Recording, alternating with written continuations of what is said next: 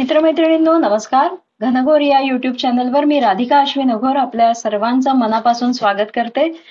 आणि अश्विनच्या पोर्टफोलिओला धरून आज एक राजकीय व्हिडिओ करते आहे, राजकीय विषयावरचा. कारण महापालिका निवडणुका समोर आहेत आणि गेले काही दिवस महाविकास आघाडी प्लस मनसे ही जी नवी आघाडी युती काय म्हणायचं ते ती तयार होते आहे, अजून झालेली नाही ऑफिशियली. त्यांचं जे काय चालू आहे वोट चोरी त्याच्यावर व्हिडिओ करावा असं मला मनापासून वाटत होतं, म्हणून मी हा राजकीय व्हिडिओ घेऊन आली आहे. आता बिहारमध्ये निवडणुका जाहीर होण्यापूर्वी आपल्याला सगळ्यांना माहिती आहे राहुल गांधी यांनी वोट चोरी हा नवा मुद्दा काढला होता आणि 16 दिवसांची त्यांनी यात्रा पण केली होती. आणि त्या यात्रेचा शून्य परिणाम, काहीही परिणाम बिहारमध्ये जाणवला नाही.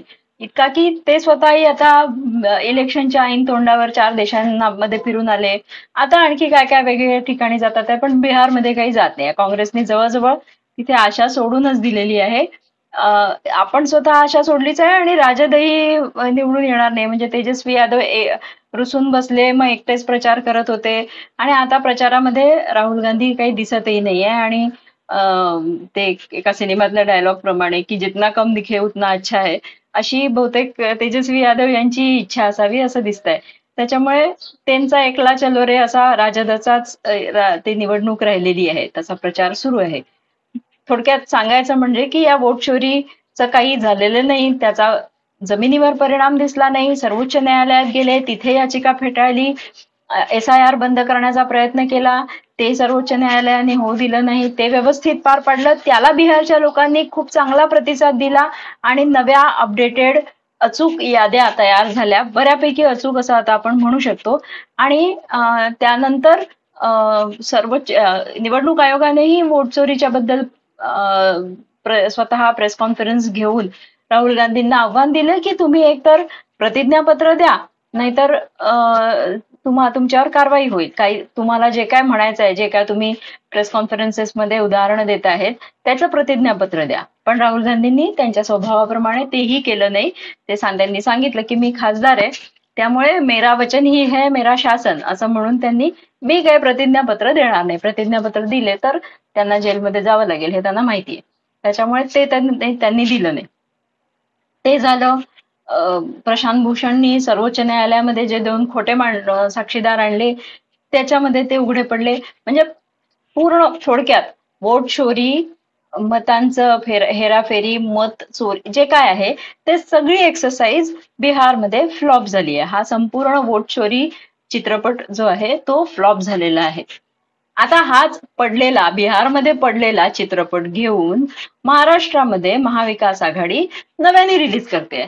तर हा नव्याने रिलीज केलेला सिनेमा इथे चालेल का, हा खरा प्रश्न आहे. आता महाराष्ट्रामध्ये तुम्हाला माहितीच असेल की महाविकास आघाडीचे नेते आणि मनसेचे नेते म्हणजे राज ठाकरे असे मिळून निवडणूक आयोगाकडे गेले.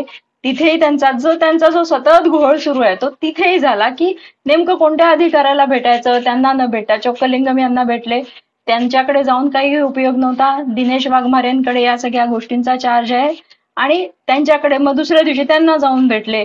असा सगळा घोळ केला आणि सांगितलं की मतदार याद्यांमध्ये घोळ आहे, अमुक आहे तमुक आहे, एका बाईचं नाव अमुक ठिकाणी इतकेदा आलंय, सगळं सांगितलं, सगळ्या तक्रारी केल्या.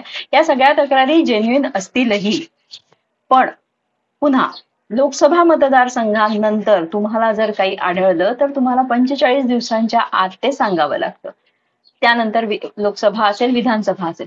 विधानसभा निवडणुका होऊन सुद्धा आता वर्ष झालेलं आहे आणि त्या पूर्ण काळामध्ये तुम्ही ते सगळं त्या वेळेला तुमच्या बूथ ऑफिसर्स, तुमचे जे बूथवरचे तुमचे कार्यकर्ते असतील त्यांनी ते सगळं तेव्हा लक्षात आणून दिलं नाही. 45 दिवस संपले आहे.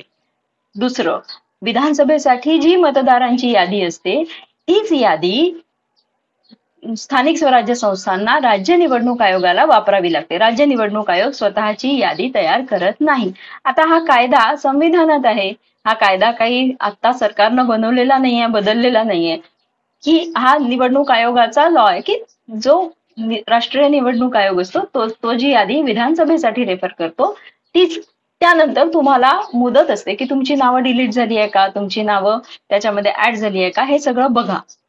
त्या मतदारांना ज्यांची नावं डिलीट झाली आहे किंवा त्या सगळं आहे त्यांना जर आणि असे 100% असतील मतदार याद्या सदोष आहे याबद्दल दुमत नाही. मतदार याद्यांमध्ये अनेकांची नावं दोनदा असतात. पण बाय द वे दोनदा नाव असेल म्हणजे दोनदा मतदान केलं, 8दा नाव असेल म्हणजे 8दा मतदान केलं असं होत नाही. ते असं होऊ शकत नाही. 8 वेळा तुम्ही मतदान नाही करू शकत. तर पण याद्या सदोष आहे याच्याबद्दल दुमत नाही, हे नक्कीच आहे, याद्या सदोष आहेतच. पण त्याची काहीतरी एक विहित प्रक्रिया असते ना. ती प्रक्रिया काय आहे हे तुम्ही निवडणूक आयोगाला विचारा, हे वाघमारेंना विचारा. याद्या बदला, याद्या बदलेपर्यंत याद्यांची सुधारणा होईपर्यंत नव्या याद्या आणा. जोपर्यंत हे सगळं होत नाही तोपर्यंत आम्ही निवडणुका होऊ देणार नाही किंवा निवडणुका घ्यायच्या नाही, असं राज ठाकरेंनी जाहीर केलं. आता ते वाघमारे साहेब बिचारे त्यांनी सांगितलं की जसं आपल्या पुलंच्या म्हैस मधला तो ऑर्डरली सांगतो आम्हाला पॉवर नाही, तसं त्यांनी सांगितलं की आम्हाला पॉवर नाही, आम्ही हे सगळं काही करू शकत नाही. हे सगळं करण्याचा अधिकार राष्ट्रीय निवडणूक आयोगाला आहे, याद्या करण्याचा. याद्या तयार झालेल्या आहे, त्या याद्या अमुक अमुक तारखेपर्यंतच्या आहेत, तेव्हा तुम्ही त्या अपडेट करायला पाहिजे. ती प्रक्रिया काय असते हे तुम्ही समजून घ्यायला पाहिजे आणि ते तुम्ही तुमच्या मतदारांपर्यंत वॉर्डावॉर्डात जाऊन ज्यांची नावं आहेत नाहीत ती सगळी नावं तुम्ही त्याच्यात त्यांना मदत करायला पाहिजे. की खरोखर लोकांची नावं जर नसतील, मिसिंग असतील, तर राजकीय पक्ष म्हणून तुमचे कार्यकर्ते काय करतात आहे ते तुम्हाला त्या सगळ्या गोष्टींचा मदत करतायत की नाही हे काम तुम्ही केलं पाहिजे. हे होतंय की नाही हे नेते म्हणून तुम्ही इन्श्युअर केलं पाहिजे. यातलं काहीच करणार नाही. आता जसा हायड्रोजन बॉम्ब का आणखी कुठला बॉम्ब राहुल गांधींनी फोडला होता तो तर कळलाच नाही केव्हा फुटला, तसाच दुसरा बॉम्ब आता आदित्य ठाकरे फोडणार आहेत असं ऐकलंय की ते प्रेस कॉन्फरन्स घेऊन मोठे मोठे पुरावे सांगणार आहे. काल परवा प्रेस क्लबला पण तुम्ही सगळ्यांनी कदाचित वाचलं असेल की काँग्रेस एक माहितीपटच तयार केला आणि मग तो त्याच्याबद्दल त्याच्यात निवडणूक आयोगाची बदनामी होती आणि मग त्याच्या सगळ्यानंतर जो राडा झाला ते कदाचित तुम्ही ऐकलं असेल. 1 तारखेला 1 नोव्हेंबरला महाविकास आघाडी आणि मनसेचा निवडणूक आयोगाविरोधात मतचोरी विरोधात जेन्युइन मतदारांना न्याय देण्यासाठी मोर्चा आहे. चांगली गोष्ट आहे, असे मोर्चे किंवा असं सगळं काढलं पाहिजे, काही हरकत नाही. लोकशाहीमध्ये सगळ्यांना तो अधिकार आहे. पण या मोर्चानी काय होणार आहे, प्रक्रिया त्यांनी सुधारणार आहे का, त्याच्यानी तुमची नावं ऍड होणार आहे का मतदारांची. न भूतो न भविष्यती असा मोर्चा काढावा असं राज ठाकरेंनी म्हटलंय.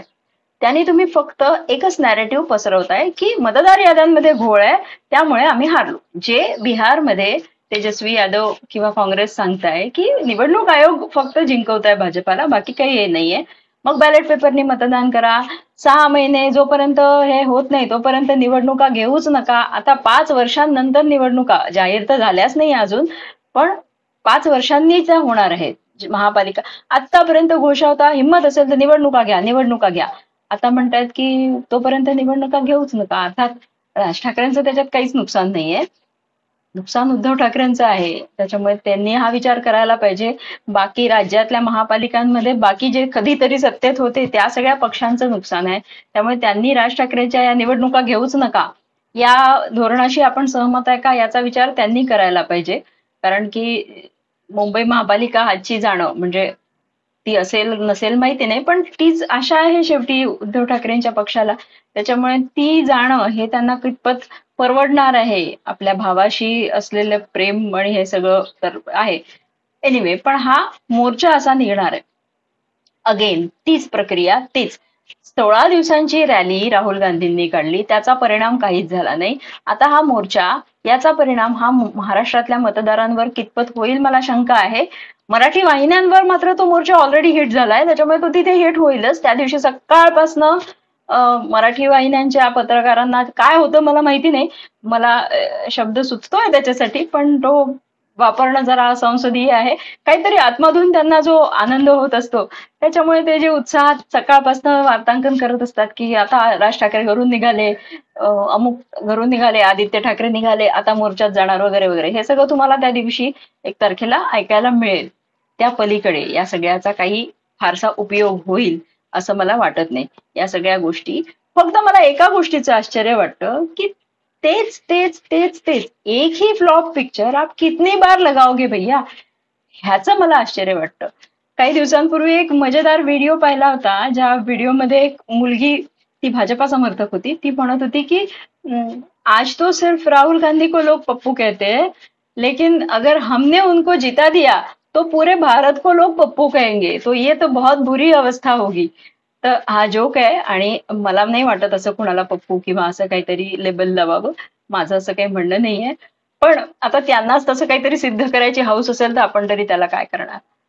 तर एक राहुल गांधी पुरेसे होते आपलं मनोरंजन करायला. आता इथे इतके सगळे तोच पडलेला मुद्दा घेऊन पुन्हा जर तुम्ही येत असाल, आता बिहारच्या इलेक्शनमध्ये वोट चोरीचा मुद्दा कुठेही नाही, कुठेही नाही. त्याच्यात काय आहे हे तर आणखीनच वेगळा व्हिडिओचा विषय आहे.